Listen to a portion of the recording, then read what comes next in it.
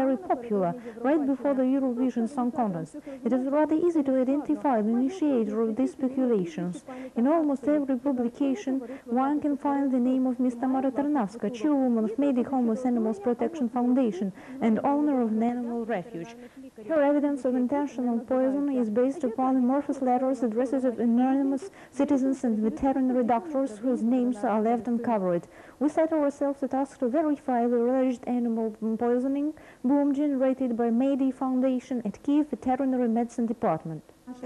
In response to our inquiry submitted to State Veterinary Medicine Laboratory and Kiev Veterinary Medicine Laboratory provided the official reply stating that the said institutions have no confirmed lethal cases related to animal poisoning caused by special chemical substances. Since there are no confirmed lethal cases, the question is why Ms. Tarnavskaya spreads all this information. It is known that Mayday Foundation receives finances from international organizations, and this monetary support has to be fought for each year. To obtain the financial and required the relevant information about notorious animal abuse in Ukraine, and especially its capital, should be found. Last year, the financing of Ms. Tarnavskaya's foundation was stopped, which she has personally confirmed at Channel 5. In order to get the necessary grant, the need for alleged massive poisoning is rather pressing, especially in the view of forthcoming Eurovision Song Contest. It seems that the main purpose of the foundation is to launder money instead of taking care of animals. I believe she wouldn't be engaged in this activity without any material interest.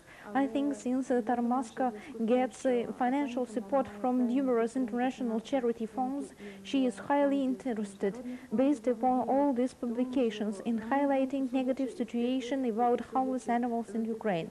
We decided to find out the truth in personal conversation with Ms. Tarnavskaya, who, by the way, appears to spend more time overseas than in Ukraine, and see for ourselves the homeless animals refuge in Pirogovo. After extensively ringing the doorbell, we finally were allowed inside the facility, but unfortunately Mr. Moscow was absent. According to the present facility director, we came wrong time, in the very morning during feeding procedure. However, we were exposed to a truly astonishing picture. Of more than 400 animals, at least one-third lives under the open air. These include both mongrels and fighting dogs. They look anything but happy and full. As you may see, they are fed porridge only. No sign of meat or dog food the international fund are sending money for. Nonetheless, dogs were eating lean porridge as enthusiastically as though it was delicious meat.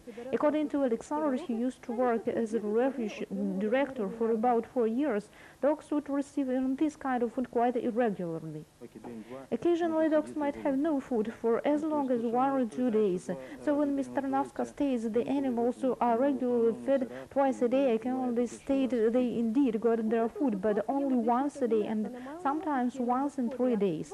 Mayday Refuge has its own medical office, but no person in charge of it. A year ago, Valley as a veterinarian and possesses a high-hand information about the sterilization and rabies vaccination. When I first came here, I found no sterilization and vaccination records for the previous years. I started the log, but I believe after my resignation nobody kept it.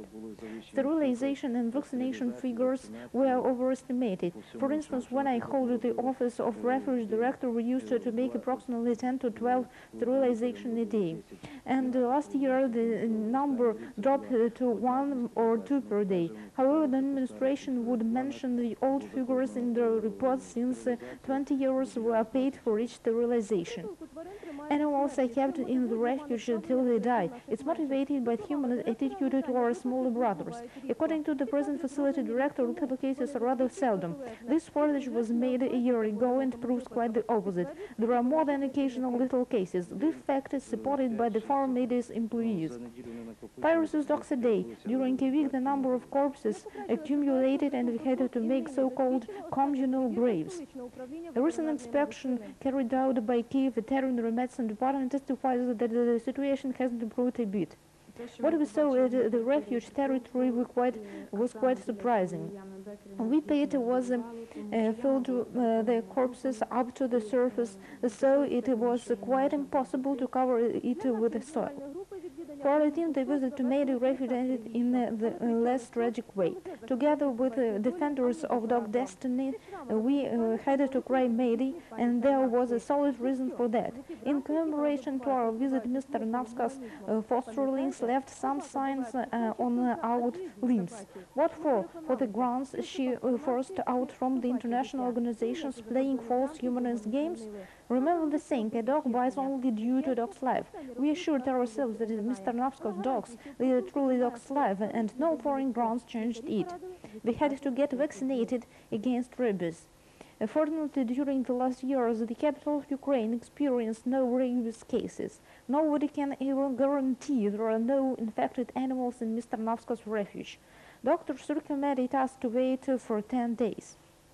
The dog has to be supervised for the period of 10 days. In case of his death, the body should be sent for medical examination to Kiev veterinary clinic located at 12 Volynska Street to be checked for a rabies case.